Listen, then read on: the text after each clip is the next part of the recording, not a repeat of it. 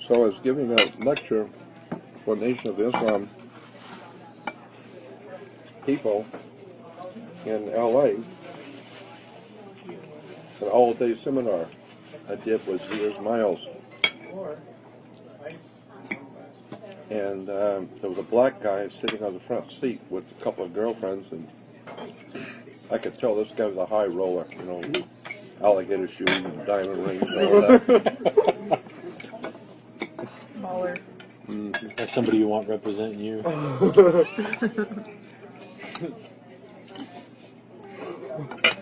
So afterwards, after it was over, he came over and introduced himself and asked me if I would go out to dinner with him and his girlfriends. I said, sure, I'll go. So we went out, and he said, Jordan, he said, I've been making money off of you for a long time. You too, you should have said. So what's new? I mean, tell me what's new. He said, I have a distribution company in Europe and especially in Africa. It's a black guy. And he says, I've got a distribution company in Africa. I've been selling hundreds of thousands of your tapes. Just help me, man, tell you that. Got all your tapes to reproduce them. And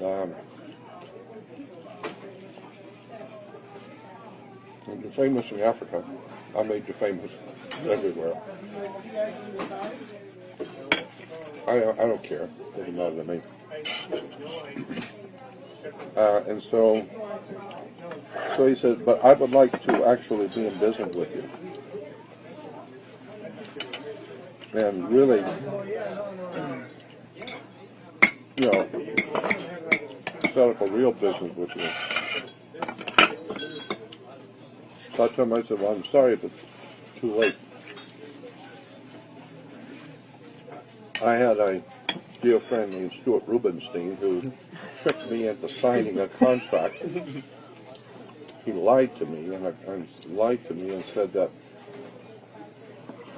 Leonard Martinson and him confronted me and said that what we need to do is we need to form a corporation between the three of us, Leonard, Stuart, and myself, and his girlfriend, Paul. And each one of us would have 1/4 interest in the corporation. And so Leonard talked me into it.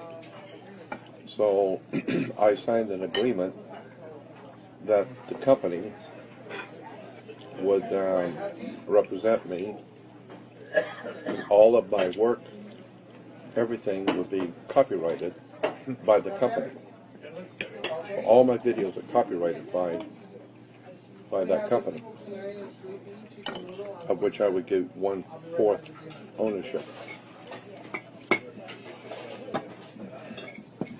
So I did that. So I told this Charles Mayberry. Yes, sir. Orange juice, please. Thank you. I said, so I don't own anything anymore. Stuart Rubenstein had me sign a contract which gave him the ownership of all my work in perpetuity forever. And so I'm pretty well screwed in business. He owns it all. And I don't own anything. And so he said to me, he said, well, suppose I get that contract nullified and get it out of your life. If I do that, would you be up for doing business with me? And I said, do you think you could do that? He said, I know I can do it.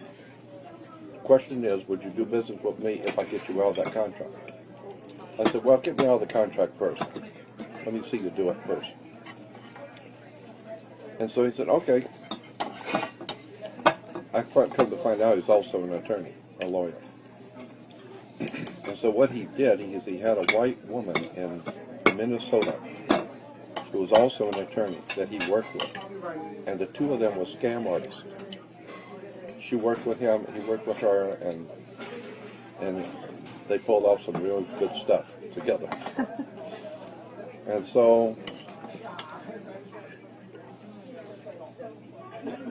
what Charles Mayberry did, was he called this lady, this attorney in Minnesota, and he said, I got a job for you. He said, I want you to call this guy's number. His name is Stuart Rubenstein and Leonard Martinson. Here are the two numbers. I want you to call them and tell them that you represent a very wealthy client who is interested in Jordan Maxwell and would like to put up $1 million in cash to buy into whatever Jordan's doing, wants to be a partner. And set up a meeting with them. But you are going to meet them, not me. You're representing me. And you don't tell them who I am. And so she called Stuart and Leonard and said, my client is interested in buying into Jordan Maxwell's work, and he's willing to put up $1 million in cash to do it. Well, hearing that, of course, Stuart Rubenstein had what, $1 million in cash? And Leonard Martinson, oh yeah. So Look at their chops. that's just what was calculated.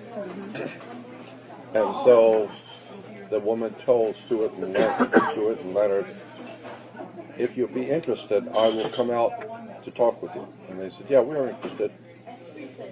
So she made an arrangement to fly out to meet Leonard and Stuart and Janelle at the airport, and then they came up to Marina Del Rey, and she had a fancy room at the top of one of the hotels for the night.